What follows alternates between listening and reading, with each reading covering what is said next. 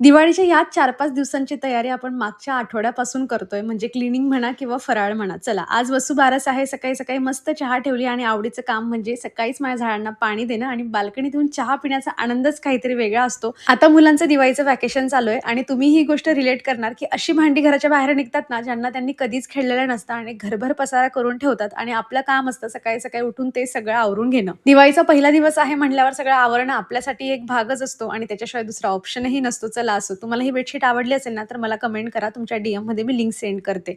मस्त सगळं घर आवरलं, घर वगैरे पुसून काढलं आणि त्यानंतर मी बदाम इथे खात जे मी रात्रीच पाण्यात भिजवून ठेवले होते. असे काही प्रोडक्ट मला रिसीव्ह झाले होते, जे मला स्टोरीमध्ये शेअर करायचे होते. त्यांचा व्हिडिओ बनवला आणि मशीन लावलेलं होतं. लगेच कपडेही वाळवत घातले आणि बघा ना, हे सगळं करता-करता कधी 11, 11:30 होतात समजतच नाही. आज तसं जेवणामध्ये काय करायचं हे अजिबातच सुचत नव्हतं, म्हणून डाळ-भातचा प्लॅन केला. आता फक्त डाळ-भात होणार नाही, म्हणून अशी सोयाबीनही बनवून घेतली. तशी तर मी सोयाबीनची रेसिपी तुमच्यासोबत पूर्वी पण शेअर केलेली आहे, म्हणून आज डायरेक्ट स्किप करते. दिवसभरातली भरपूर कामं झालीत, पण सायंकाळचं महत्त्वाचं काम म्हणजे ते दिवा लावणं, कारण आज वसुबारस आहे. घरात मस्त असे दिवे लावलेत आणि चला, मी माझा व्हिडिओ संपवते. भेटूयात नेक्स्ट व्हिडिओमध्ये. बाय.